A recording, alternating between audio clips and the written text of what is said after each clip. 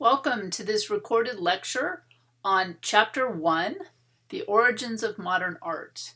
And you can see that on this title page, I'm giving you the citation for the book from which the contents of this lecture are derived, which is Arneson, our textbook.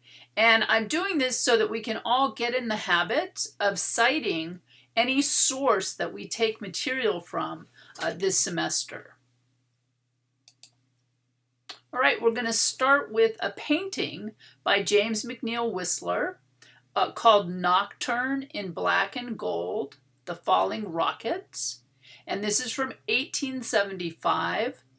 It's oil on panel, and it's fairly small. So it's 23 by 18 inches. So this is about 2 feet by 1.5 feet. And we'll notice later on that Whistler is purposely painting small because he's trying to find an art market in people's homes, and people don't have huge walls in their homes to hang huge paintings on, and so he's making these fairly small paintings to hang in a person's home. And as you look at this, I'm telling you that this is a landscape painting, but you might have some trouble understanding what's going on in this painting. And we'll find out later on that he painted this is a fireworks display. So Whistler is painting at night a scene of fireworks going off. And it's further complicated by the fact that this is a reflection in water. So he's got the fireworks up here in the sky, and then we can see the reflection of the fireworks in the water. And so sometimes this is a little bit confusing to understand what's going on in the pictorial space for this image.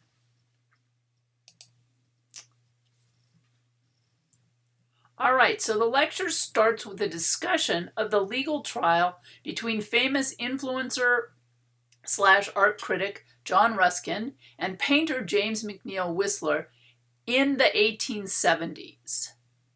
And at the top, you can see a quote of an insult. So the art critic Ruskin insults Whistler's abilities as an artist in a newspaper article. The subject of the legal battle was Whistler's painting, Nocturne in Black and Gold, The Falling Rocket. The critic Ruskin accused the artist Whistler of being a charlatan. In other words, a con artist or a faker who was trying to cheat art collectors out of their money with what Ruskin considered his horrible paintings, Whistler's horrible paintings. And the artist Whistler took Ruskin to court for libel. And so libel is publishing a false statement that is damaging to a person's reputation. That is, Whistler accused Ruskin of falsely damaging his reputation as an artist. The accusation was the start of what today might be a raging Twitter feud or a social media battle between the two influencers, the art critic and the artist. What was really at the heart of this legal battle? The case went to court in 1878, and the trial drew many spectators eager to watch the eminent critics spar with the famously witty artist. As amusing as these theatrics were, there were nonetheless important issues at stake for the history of modern art. In many ways, the defendant in the case was not simply the art critic John Ruskin, but art, especially modern art itself. But what was really at the heart of this legal battle? What was in the balance here? One weighty question concerned the role of art in society. Ruskin believed that art possessed the power to improve society. For him, this was accomplished chiefly through an artwork's ability to represent nature faithfully. To encounter nature in its purity and grandeur for Ruskin was to contemplate the divine. So he sees God in the landscape. Artists who adhered to his doctrine of truth to nature could, he thought, promote moral virtue as well as aesthetic pleasure. Ruskin's point of view as a critic. So Ruskin felt that art should be used to improve society. On the surface, this doesn't seem like a bad goal. Maybe, maybe not.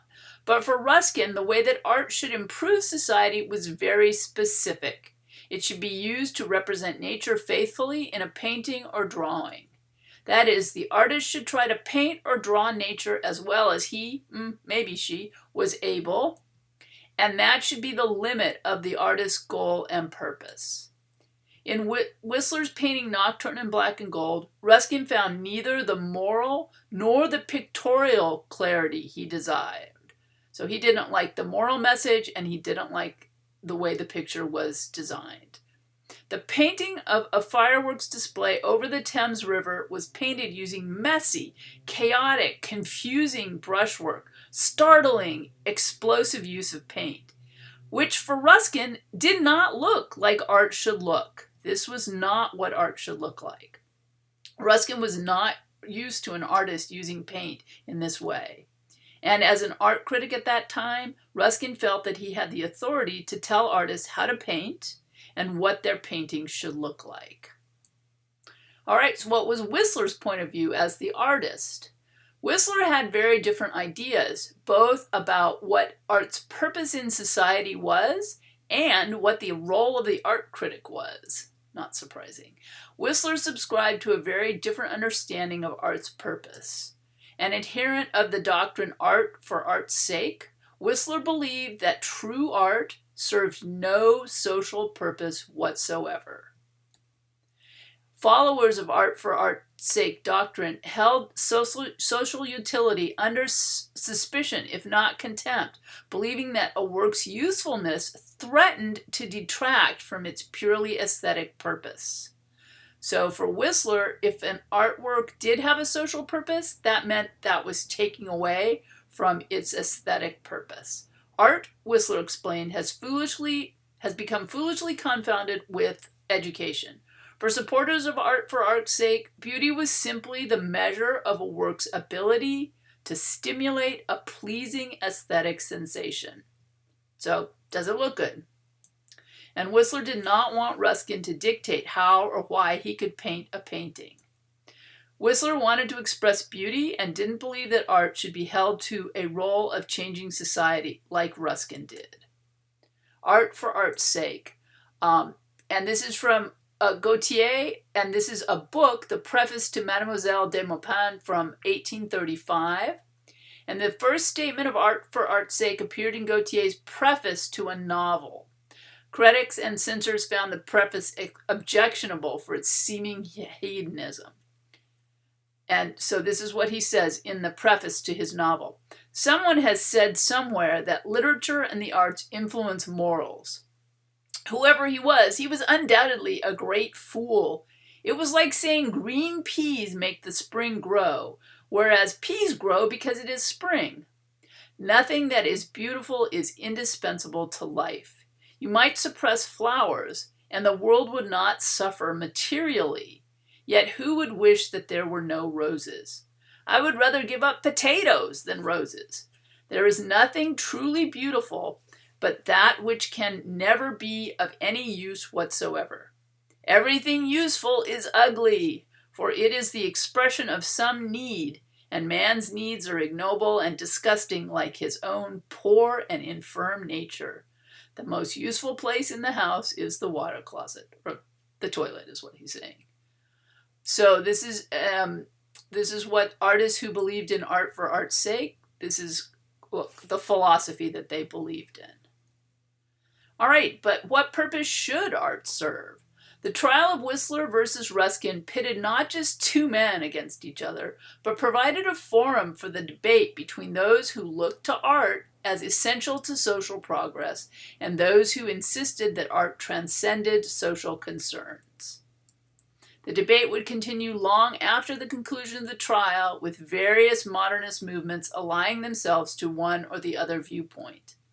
You might take a moment to think about whether you think art should serve some higher purpose, or should it simply be aesthetically pleasing to look at?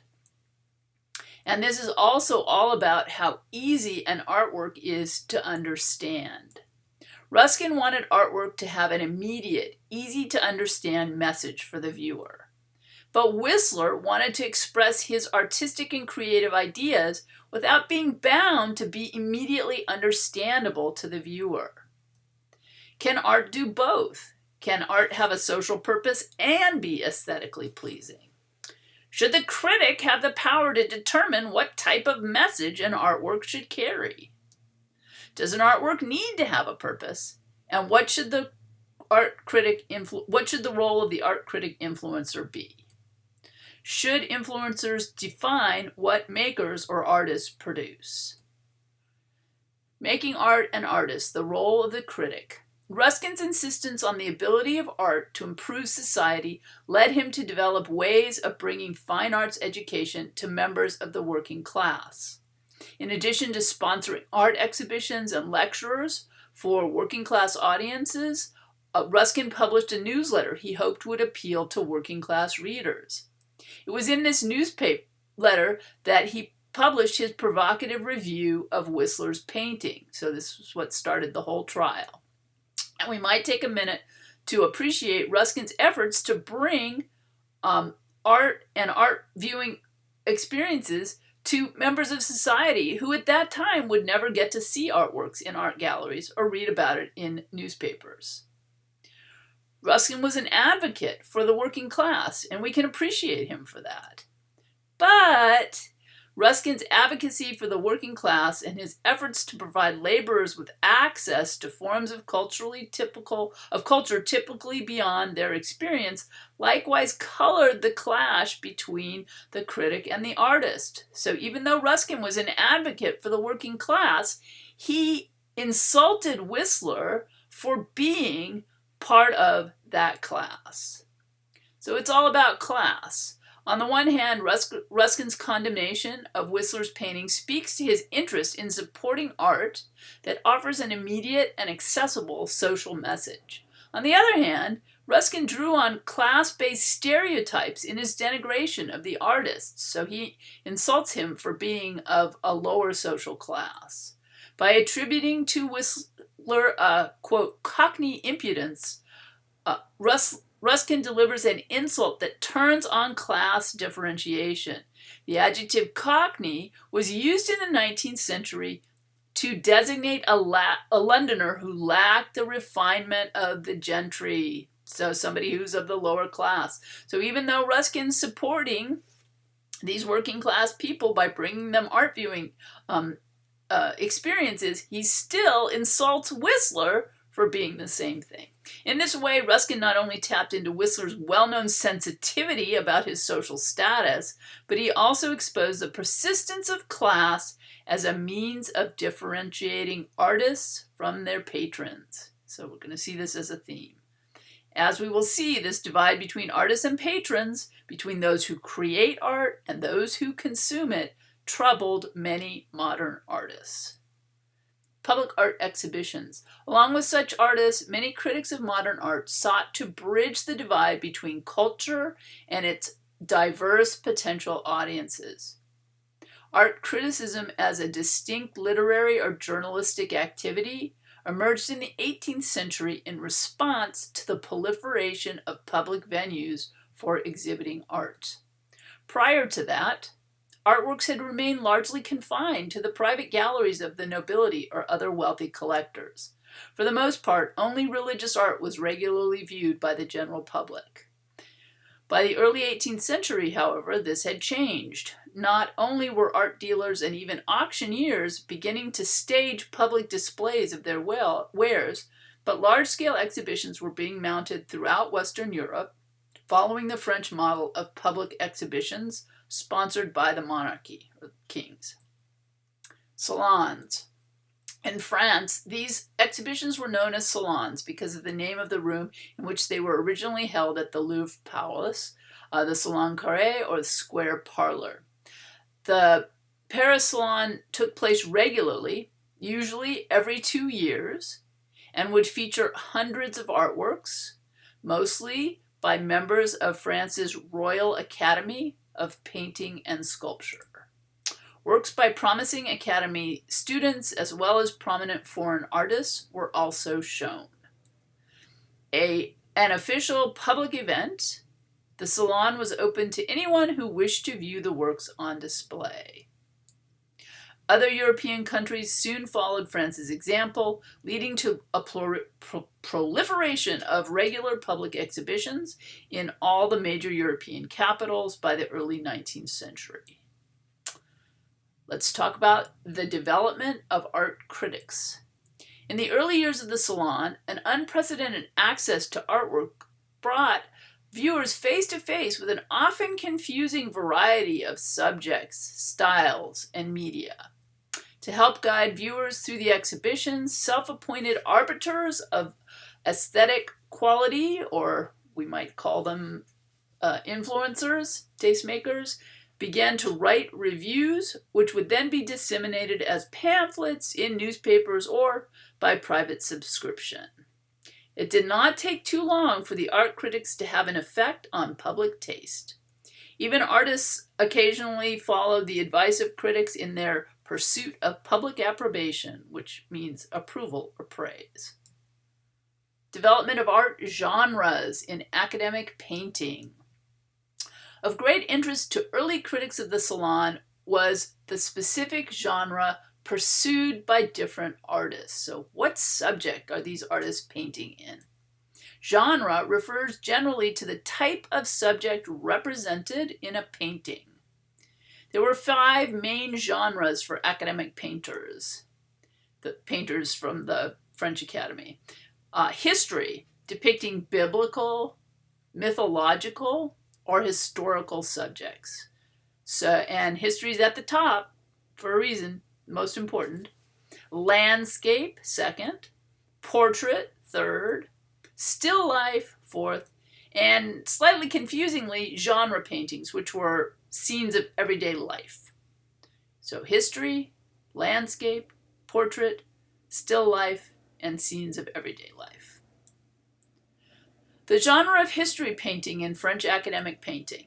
The French Royal Academy, at the time of its foundation in 1648, held that history painting was the greatest achievement for a painter because historical subjects demanded erudition as well as the highest degree of technical skill. In other words, you had to actually know something about history as well as have a very high degree of technical skill as a painter. Based on subjects from ancient or modern history, classical mythology, or the scriptures, history painting required a thorough knowledge of important literary and historical texts. What is more, most history paintings were expected to present one or more heroic figures, often depicted nude. So anatomy and life drawing were an essential part of a history painter's education.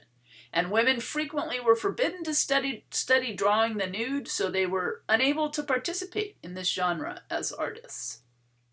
Finally, history paintings are often set in real or imagined towns, on battlefields, or in other landscapes, and thus require the ability to execute works in that genre as well.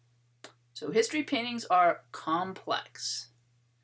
As vaunted as history painting was by the Academy, early critics such as Denis Diderot often guided their readers toward other genres such as landscape, still life, and genre painting.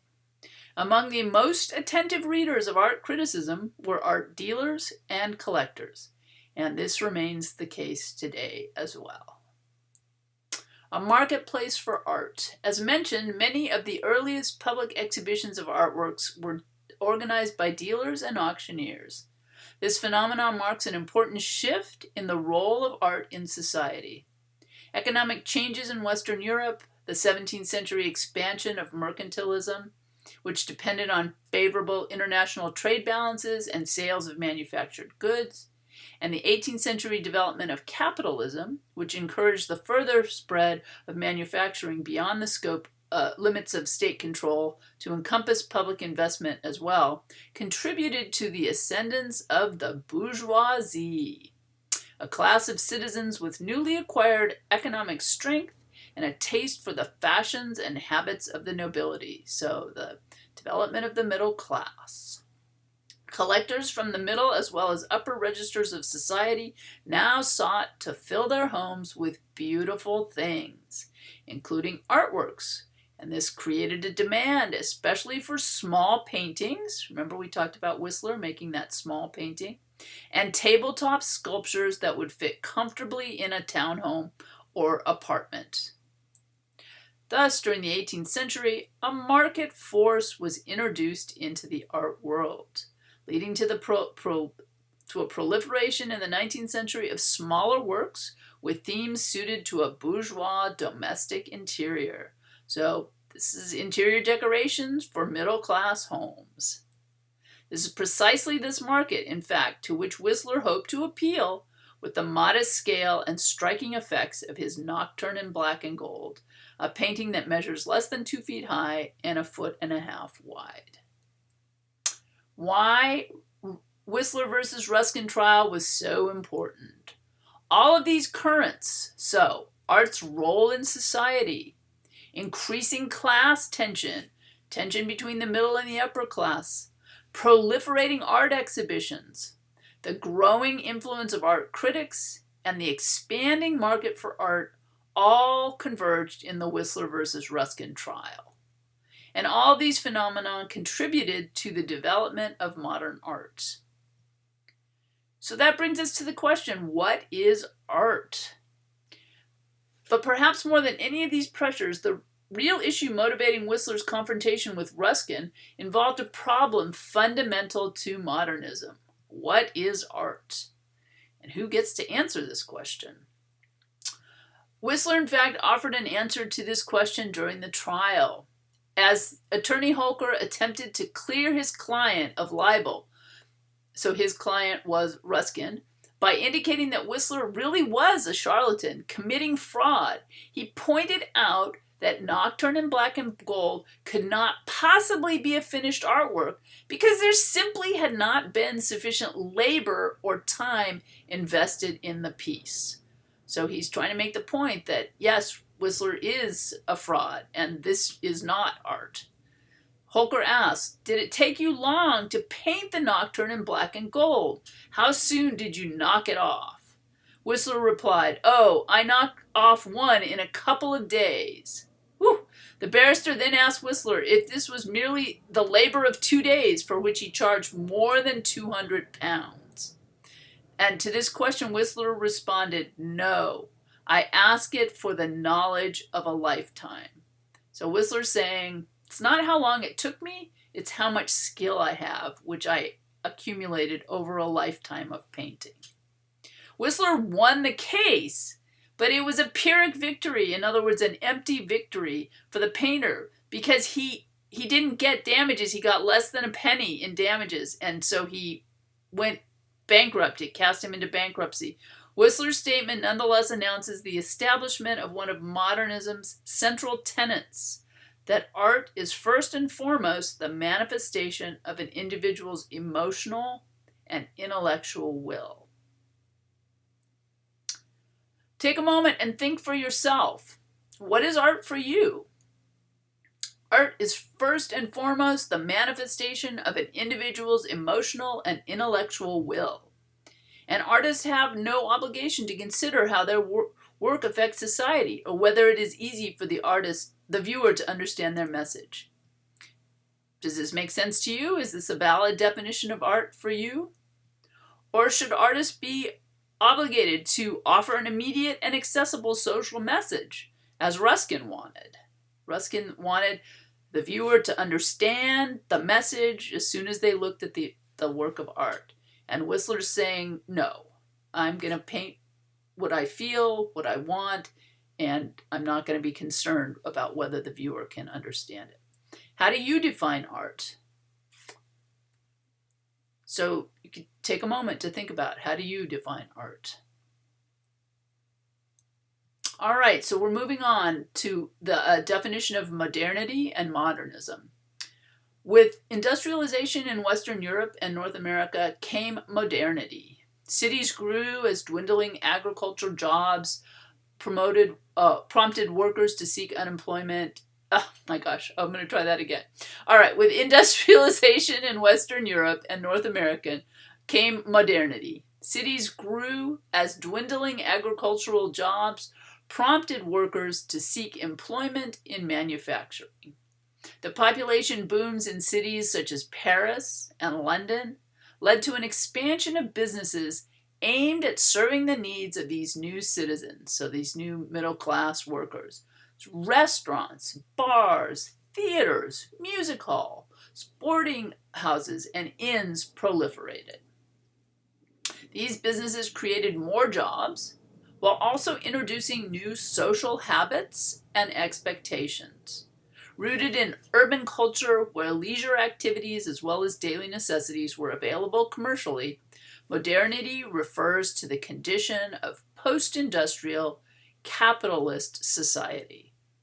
Modernism is simply the cultural expression of this form of social organization. Associated with ideas of progress and novelty, modernism reflects the dominant ethos of a society in which consumption, one of the new forms of entertainment along with the necessities of life, plays a central role in one's daily activities. And I think we could still define our lives in a similar way. One of the signal markers of this rise of modernism in the West was the advent of the department store and the idea of shopping as a leisure activity. Sound familiar? All right, but along with this, we get an ambivalence toward modernity itself. And you can define ambivalence as the state of having mixed feelings or contradictory ideas about something. Just as indicative of modernism was a pervasive ambivalence toward modernity itself. Many welcomed the technological advances and economic prosperity that modernity seemed to foster. Others, however, were wary of its emphasis on change and continual improvement, noting capitalism's tendency to exploit workers murderously and to contribute to the deplorable living conditions of the poor. So again, something we're still dealing with. Modern art, like all forms of modernism, is a response to the diverse political, economic, and cultural pressures of modernity.